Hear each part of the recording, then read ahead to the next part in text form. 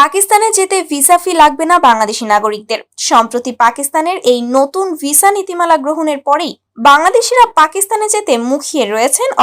অনেকেই ভাবছেন পাকিস্তান যেতে কত খরচ হবে, কখন গেলে ভালো হবে, কোথায় কিভাবে যাবেন, ভিসা কতদিনে পাবেন, স্থলপথে কি যাওয়া যায় নাকি বিমানে যেতে হবে, এই সকল প্রশ্নের উত্তর দেওয়ার চেষ্টা করব আমাদের আজকের এই ভিডিওতে। তাই সবাইকে বলবো ধৈর্য ধরে ভিডিওটি দেখুন শেষ পর্যন্ত, তাহলে বুঝতে পারবেন পাকিস্তান যাওয়াটা কি কতটা সহজ আর কতটাই বা কঠিন।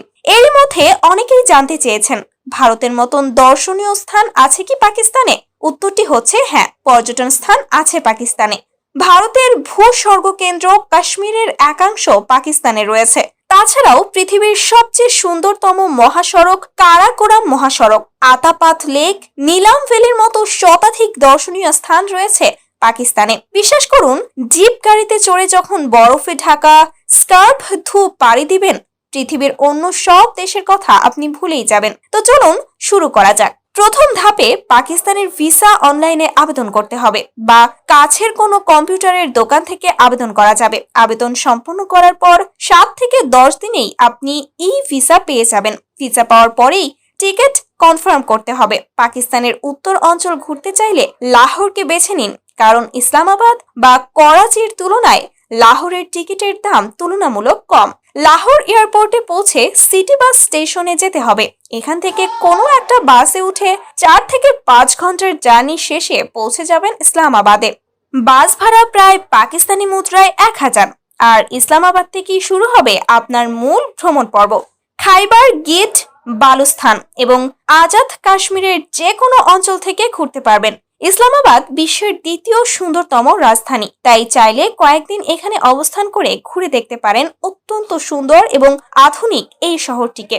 নর্থ পাকিস্তানের পর্যটন স্থানের অভাব নেই। কয়েকটি আকর্ষণীয় স্থানের মধ্যে রয়েছে Swat Kumrat valley, Kalam valley, Mahodand lake, Attabad lake, Kachura lake, Azad Kashmir, Muzaffarabad city সহ নীলাম ভ্যালি। পাকিস্তানে কোন সময়ে ভ্রমণে যাবেন?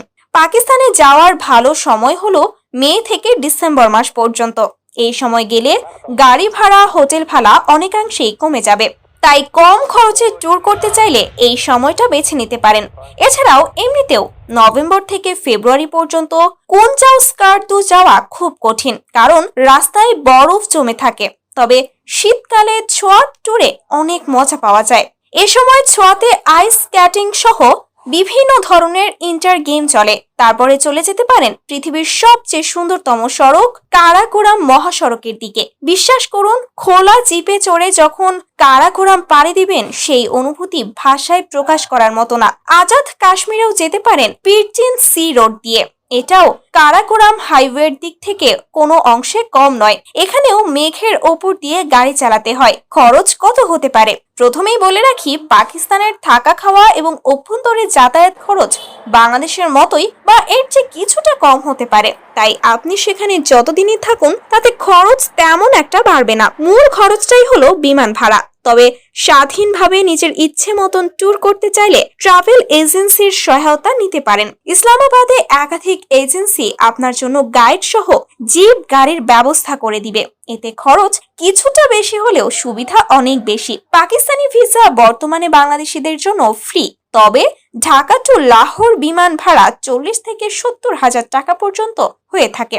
তবে খুব শীঘ্রই সরাসরি ফ্লাইট চালু হতে পারে, তখন হয়তো 20 থেকে 40 হাজার টাকা পর্যন্ত থাকবে বলে আশা করা যায়। লাহোর টু ইসলামাবাদ আসা যাওয়া ভাড়া এবং ছোট ছোট ট্রিপের জন্য আরো 5 থেকে 7 হাজার টাকা। ধরুন পাকিস্তানে আপনি 15 থেকে 20 দিন অবস্থান করবেন। হোটেল বিল, খাবার, যাতায়াত, ঘোরাঘুরিতে খরচ করলেন আরো 15 থেকে 20 হাজার টাকা। তাহলে সব মিলিয়ে মোট খরচ হতে পারে 60 থেকে 70 হাজার টাকার মতো। প্রিয় দর্শক, আজ এই পর্যন্তই। শুরু থেকে শেষ পর্যন্ত চেষ্টা করেছি পাকিস্তান ভ্রমণের সঠিক তথ্য উপস্থাপন করতে। কোথাও কোনো তথ্যগত ভুল কিংবা আপনার পরামর্শ থেকে থাকলে তা কমেন্ট করে জানাতে পারেন। আর আপনার এই ভিডিওটা ভালো লাগলে অবশ্যই লাইক, কমেন্ট এবং বন্ধুদের সাথে শেয়ার করতে ভুলবেন না। আল্লাহ হাফেজ।